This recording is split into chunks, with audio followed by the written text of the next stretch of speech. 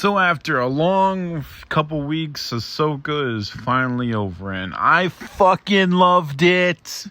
This is why I tell all my friends that Dave Filoni is the GOAT of Star Wars, and the future is looking bright as hell, because he knows, he understands, and he makes magic, bro. All this whole series, he wrote it, and it was magic from episode 1 all the way to the finale last night. The only Star Wars show that comes close to this is probably Mandalorian and Andor. That's it. Now let's get into all that show Star Wars goodness, shall we?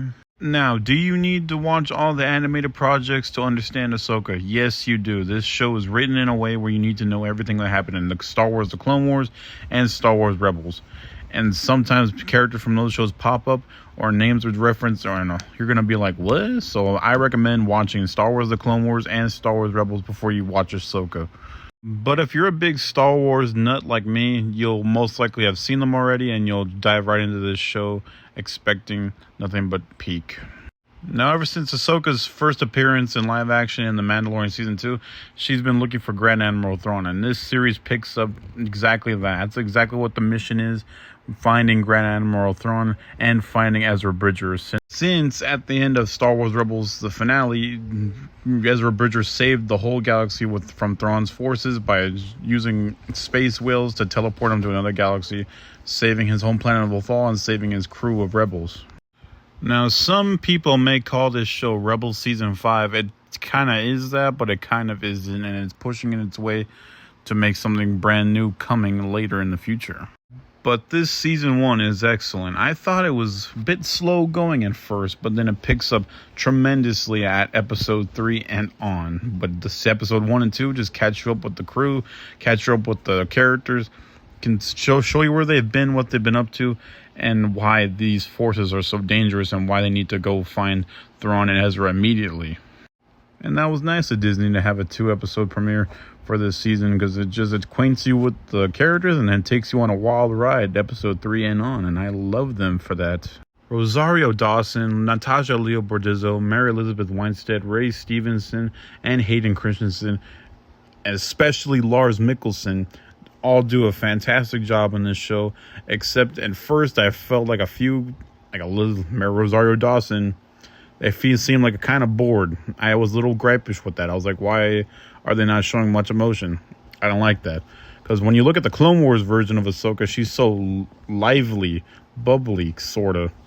Has more emotion and cares more about these situations than Rosario Dawson does in her live-action counterpart. Because I don't want characters to be like, just seem like sleepy, bored, tired, be like, what am I doing here? I don't care that I'm here.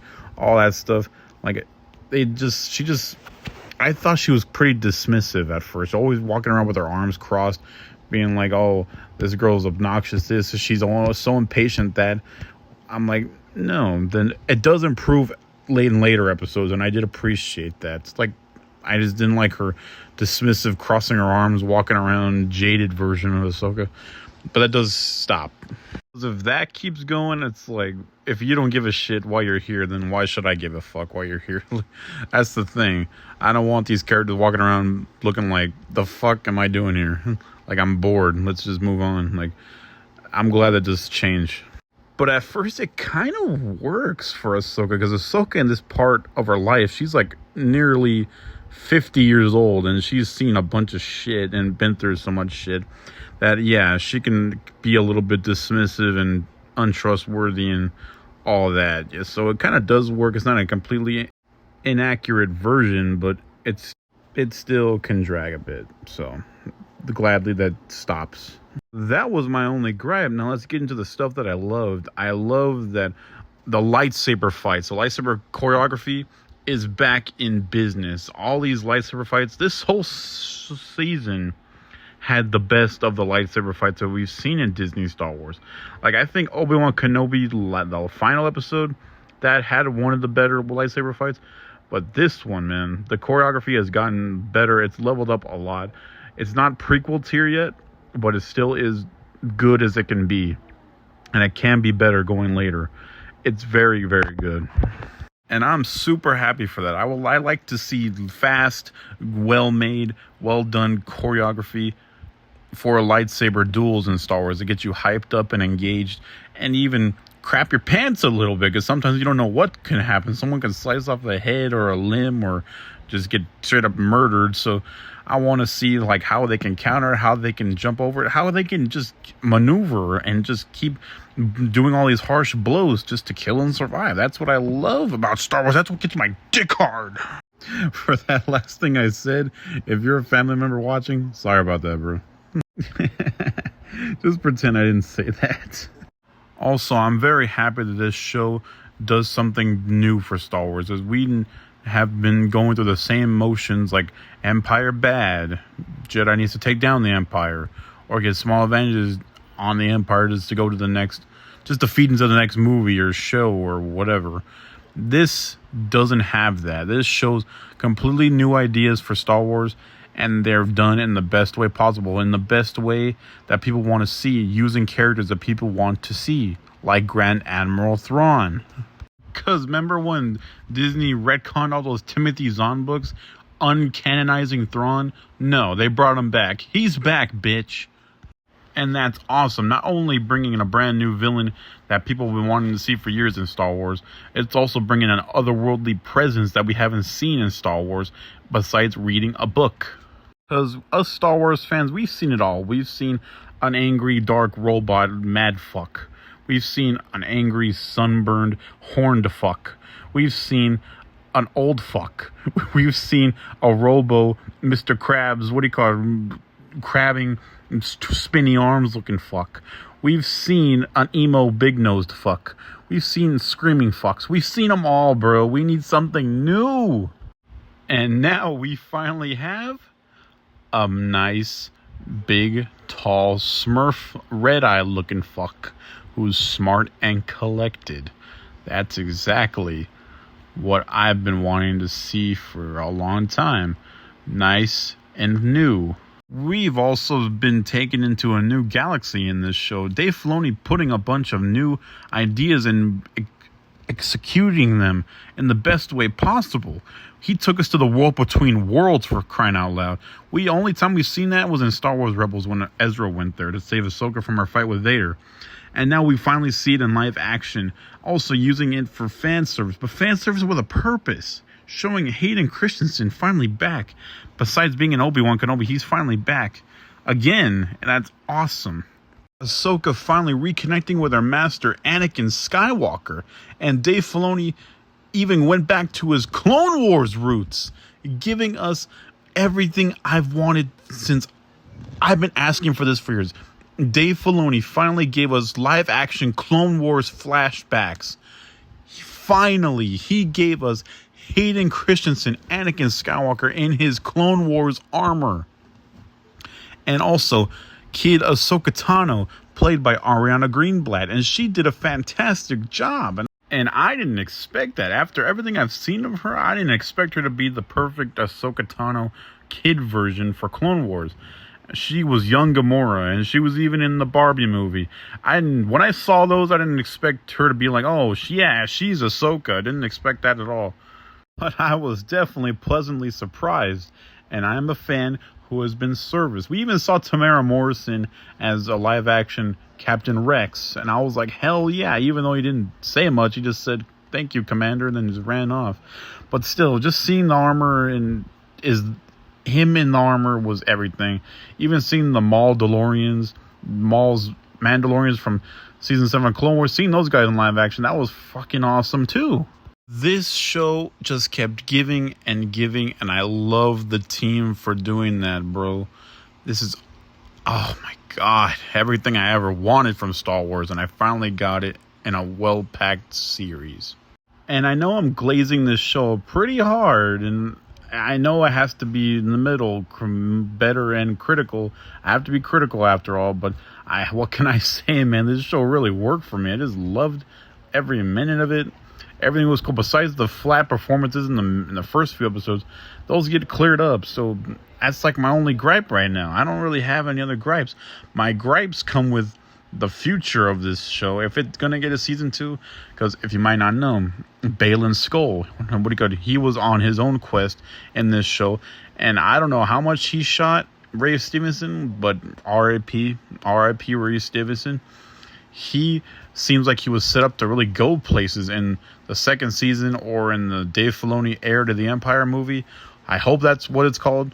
But it seems like he's set up to go on his own path, because it was shown in the finale he's on the path to find the gods of Star Wars, like Star Wars gods, like the father, the son, the daughter, and maybe even the mother.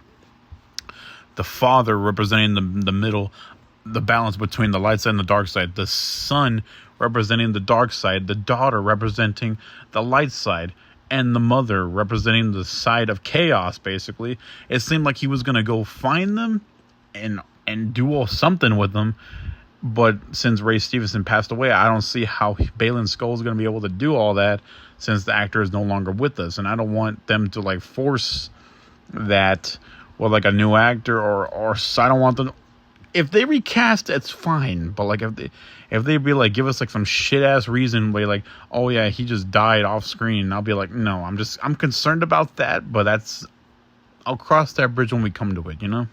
Because if they do give us a crappy reason why he's not on his path and why we don't get to see it anymore, that'll be like a fuckload of potential just thrown out the window. And I will know no one's gonna like that. Everyone's gonna get raged over that, including myself, because what they're setting up is really, really good. I am a bit upset that Shin Hati doesn't really get. She gets stuff to do, but like her herself as a character, we don't really go that deep with her. We just know that she's Baylan's apprentice, taught in different ways. But like besides that, we don't know who really she is and what she wants. And hopefully going forward, we finally get that. I want to know her thoughts, man. I want to know if she's really trying to go through with Thrawn's plans, or she's just trying to please her master, Baylan, or she doesn't want to go pursue Baylan's path or something. I want to see if she's really an asshole, or if she's just following in the footsteps of her corrupted master because that's her master and she just wants to please him. Also, Marok for a while. Remember when all the hype go with Marok, all those fan theories going around? And I thought it was cool bringing in Night Sister magic into this show. I thought it was new and interesting and good, different ways to see it. Because besides seeing it in Jedi Fallen Order and Jedi Survivor, and also even the Clone Wars, you don't see that much about it in the movies. And I'm glad that in live action they finally got to explore it more and used. Remember when people thought Marok was Starkiller or Ezra Bridger or someone, maybe even Kanan? I even heard someone say maybe Kanan survived and is Marok now. Remember all of those theories? And no, then as soon as Ahsoka kills him, he's just a corpse. Either a corpse full of hate or just Night Sister magic. Night Sister magic, just making a walking corpse do whatever they see fit. I kind of threw him away, but kind of didn't. Like, he could have been better. He could have been much, much more. Instead of being a wild attack dog that the Night Sisters need to just throw it off the good guys, he could have been better. I think I actually do love that theory that he could have been Starkiller. I've been saying this for a while now. You can bring Starkiller into canon. Just don't make him the walking tank that he is in Legends. In Legends, he's a literal broken person. He's broken as hell. He brought down a damn Star Destroyer in the Force Unleashed games. But you can still make him powerful and not to be messed with. But just don't make him broken as hell to the point where he breaks the canon. Like, yeah. Even seeing a Vader show, because there's so many Darth Vader comics out there that have a lot of story between the Revenge of the Sith and the New Hope. There's so much there. Like, they could be showing right there. I guess you could say just play the Force Unleashed games, but most people won't be able to since those games are so old and they will never be resolved going forward. You could just put those elements in a show, finally showing that, yeah, he had another apprentice. And also, that could be a very impactful for Ahsoka, being like, oh, because as of right now, she's like, oh, I'm his only apprentice, only person he ever trained when he was still good. But no, it could be like, oh shit, he had another apprentice during when he was a monster, Darth Vader. And Starkiller can finally be brought into canon. show him all those different stories during those comics. It could be a lot. It could be a lot going forward. It could be great. Instead of him just being a Night Sister magic dust cloud just flying off into the night. So yeah, that was kind of shit, just you throwing away a Marok like that, but seeing Marok, it was still pretty cool seeing this new character fight Ahsoka. Actually, barely a character, just a attack dog. It was nice to see Sabine go through lightsaber training to be like a force sensitive, because most people don't know or don't realize when Rebels ended, she went with Ahsoka and Sabine was Ahsoka's apprentice, and now this show using more with that, like Ahsoka training Sabine to become force sensitive Jedi, I guess, or just keep up with her training for lightsaber combat. It was nice in the finale finally seeing her use the force, and I think that you don't really need her to be a full-fledged Jedi. And me and my friend were talking about this. We were like, oh yeah, she doesn't need to be a full-fledged Jedi. She could just be the best of both worlds. Like, because she's still a Mandalorian at heart. She's still a Mandalorian. She came from Mandalore. She has all that in her head. She has Mandalorian training, and she also has lightsaber training. She could just be the best of both worlds and just be her own thing instead of just her being a full-fledged Jedi. You get what I'm saying? Like, nobody wants her character getting fucked up, especially if that's just to force a new Jedi into the Star Wars canon. We don't need that. She could just be her own thing, best of both worlds, Mandalorian and skill with a lightsaber. Now let's get to the other characters. The best characters in this show, another set of best characters in this show, Lars Mikkelsen as Grand Admiral Thrawn and Amon Esfandi as Ezra Bridger. Now, this is another case of bringing animated characters into the live-action Star Wars format. And now I've seen that Lars Mikkelsen absolutely steals the show as Grand Admiral Thrawn. It was so awesome seeing him finally getting revealed after 9 years of being gone since the Rebels finale. Dude is just cold. One cold mofo. Every scene he's in, he steals it. And he's a force to be reckoned with. He's just so smart and collected. He's to be feared. And that's crazy seeing that kind of energy from a non-Sith bad guy in Star Wars, you know? And Amon Esfandi as Ezra Bridger, he 100% has the personality of animated Rebels Ezra Bridger, but he's better. He's older. He's not annoying and saying dumb one-liners from Rebels. Like, he doesn't say anything that pisses you off. And that does help since he's older now, since he's 9 years older since we last seen him. I'm just glad Amon Esfandi was able to pull off such a great live-action Ezra Bridger, and I can't wait to see him in more projects. Like, I can't wait to see him in Season 2. I can't wait to see him in Dave Filoni's Heir to the Empire movie. Please, Dave Filoni, announce that movie already. I know you're making one. Just announce it, and it has to have that title. I need that movie.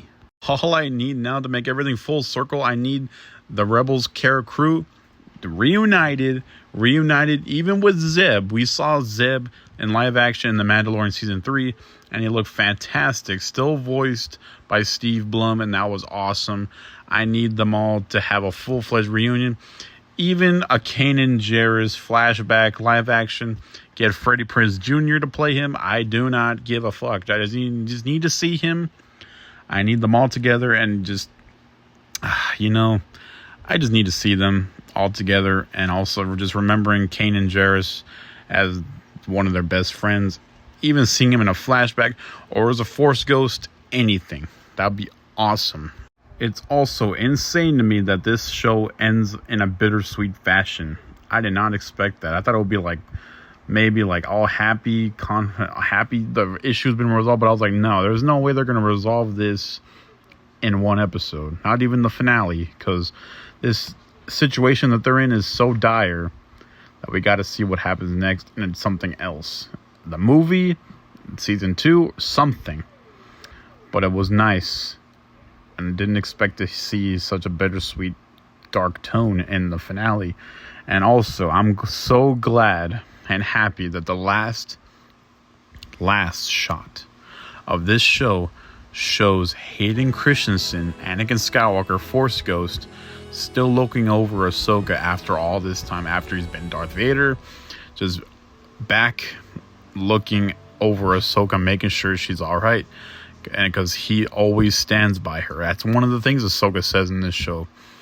He always stood by me when no one else did, and he's still standing by her even in the great beyond. God, this show was awesome. This show still has the heart and it has the emotion in Star Wars. And a lot of Star Wars fans love seeing that, because even Ezra made his own lightsaber the same way as Kanan's lightsaber, honoring his master. That is so emotional, impactful, and it's awesome. I brought a tear to my eye, honestly. That was so fantastic, seeing the emotion still here in Star Wars and still making everyone cry. Tears of joy, guys. Tears of joy. We all have them. We all had them at least once while watching this show. Alright, guys. I think this video is getting kind of long. I think I've said everything I needed to say about this show.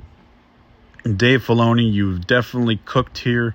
I need season 2 or your movie.